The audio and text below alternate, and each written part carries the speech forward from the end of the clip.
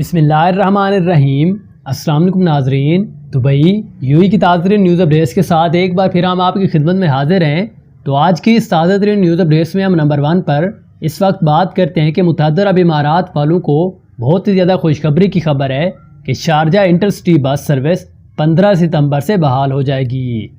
इस बारे में दी जाने वाली ताज़ा तरीन न्यूज़ अपडेट्स के मुताबिक कोरोना की वबा के बहस मुतअद्दिद अरब इमारात में इंटरसिटी बस सर्विस बंद कर दी गई थी और अबू धाबी समेत कुछ रियासतों ने यह बस सर्विस बहाल कर दी थी।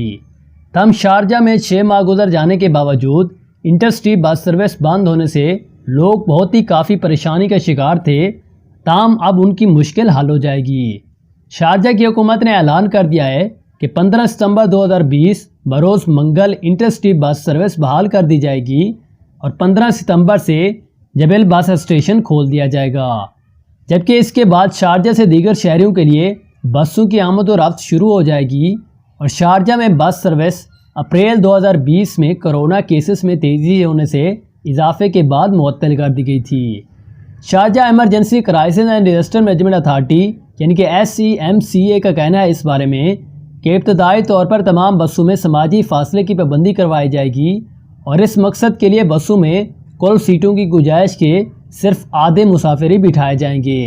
यानी कि आधी सीटें खाली होंगी और एक नशस्त पर मुसाफिर बिठाने के बाद उसके बाद साथ वाली नशस्त को छोड़कर अगली नशस्त पर मुसाफिर बिठाया जाएगा। और शारजा पुलिस के सेंट्रल ऑपरेशन के director general doctor Ahmad Saeed An-Noor ने इस बारे में बताया है कि इंटरसिटी बसों में सवार होने वाले तमाम मुसाफिरों का थर्मल बॉडी स्कैन भी होगा, जिसके बाद ही उन्हें बसों में बैठने की इजाज़त दे दी जाएगी। और हर सफ़र के ख़ात्मे पर बसों को सेंट्रलाइजेशन किया जाएगा और उनमें समाजी फासले की पाबंदी करवाने के लिए वार्निंग के स्टिकर्स भी लगा दिए जाएंगे। और बसों में तमाम सफ़र के दौरान मुसाफिरों के लिए मास्क पहनना और हाथों को सैनिटाइज करना भी लाजमी होगा। इसके बाद दी जाने वाली एक आम तरीन खबर से आप लोगों को आगाह करते हैं कि जानबूझकर गलती करने की सज़ा, शारजा सिविल डिफेंस ने फायर सेफ्टी फ्रेम को फारिग कर दिया। इस बार में दी जाने वाली ताज़ा तरीन न्यूज़ अपडेट्स के मुताबिक शारजा सिविल डिफेंस ने जानबूझकर फायर अलार्म सिस्टम बंद करने पर इमारतों में फायर सिस्टम नस्ब करने वाली एक कंपनी को मुअत्तल कर दिया है, जिसकी तफसीलात के मुताबिक उस कंपनी ने बिल्डिंग एडमिनिस्ट्रेशन के साथ किसी तनाज़े की वजह से उस रिहायशी इमारत का फायर अलार्म सिस्टम बंद कर दिया था,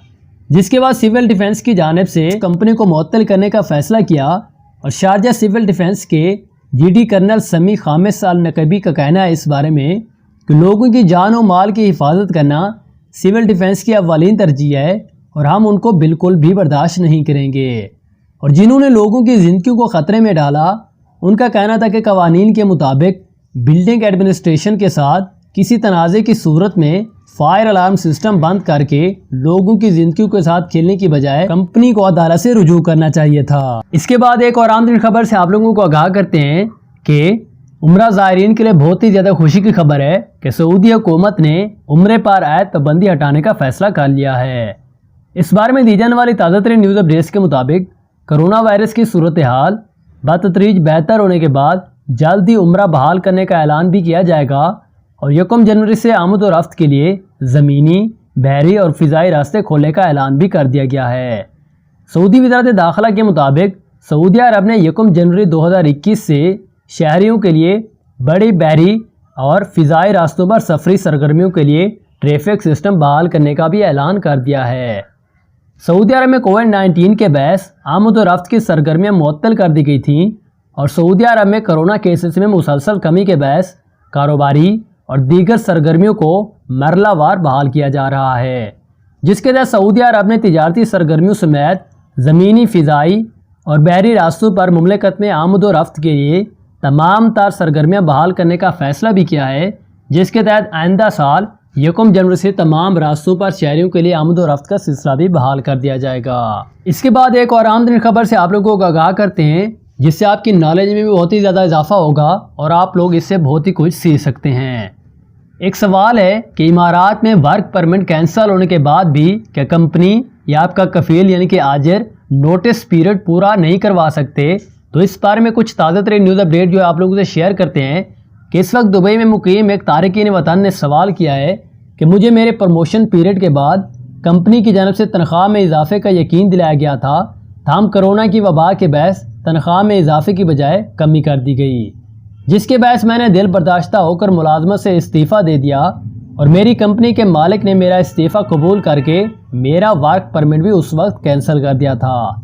ताहम अब वो मुझे मजबूर कर रहा है कि मैं 1 माह का नोटिस पीरियड पूरा करूं, और अगर मैं नोटिस पीरियड पूरा करने की खातिर उसी कंपनी में मज़ीद 1 माह काम करूं तो मुझे अगली मुलाजमत नहीं मिल पाएगी, क्योंकि वर्क परमिट मनसूख होने के बाद मेरी इमारात से वापसी की रियायती मुद्दत की मोहलत भी ख़त्म हो जाएगी।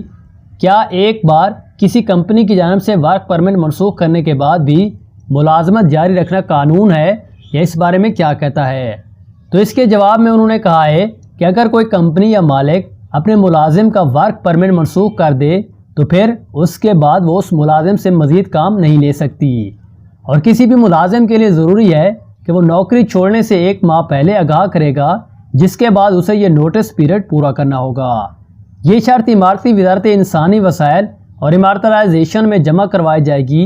और मुलाजिम के कंट्रैक्ट में भी दर्ज होती है। ताहम अगर मालिक ने आपसे नोटिस पीरियड की पाबंदी करवाए बगैर वर्क परमिट मनसूख कर दिया है तो फिर उसके बाद वो किसी सूरत आपसे नोटिस पीरियड के तहत ड्यूटी नहीं करवा सकता, और आपकी जानब से इस्तीफ़ा दिए जाने के बाद नोटिस पीरियड पर पाबंदी करवाने में हक बजाने था, मगर अब वो ये इख्तियार गंवा चुका है। इस बारे में मज़ीद अपडेट्स के मुताबिक वर्क परमिट कैंसिल होने के बाद मालिक और मुलाजिम का ताल्लुक़ ख़त्म हो जाता है, और अगर आप वर्क परमिट ख़त्म होने के बाद भी उसकी कंपनी में ड्यूटी देंगे तो ये एक गैर कानूनी अमल होगा जिस पर मालिक को सज़ा का सामना भी करना पड़ेगा। इमारती कवानीन के मुताबिक अगर कोई शख्स ऐसे तारकीन को मुलाजिम रखता है या उनसे ड्यूटी करवाता है जिनके लिए उसने उसे सरकारी हुकाम से वर्क परमिट नहीं बनवा रखा और दीगर स्पॉन्सरशिप के ज़वायद पूरे नहीं किए गए तो उस पर 50,000 दिरहम का जुर्माना भी आयद हो जाएगा। जबकि दूसरी बार ये खिलाफ वर्जी दोहराएगा तो हर मालिक को 50,000 दिरहम का जुर्माना अदा करने के अलावा 6 माह जेल में भी गुजारने होंगे। इस तरह अगर कोई मालिक अपने मुलाजिम को किसी और कंपनी में भी ड्यूटी करवाता है तो भी उसे यही सज़ा दी जाएगी। तो ये उनके सवाल का जवाब था कि अगर आपके साथ भी ऐसा होता है तो आप कानूनी रास्ता भी इस बारे में इख्तियार कर सकते हैं।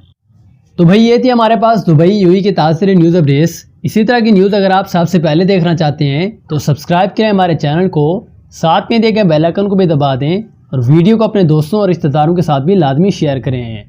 इंशाल्लाह हम मिलते हैं आपसे कल वाले दिन एक ताज़ा न्यूज़ अपडेट्स के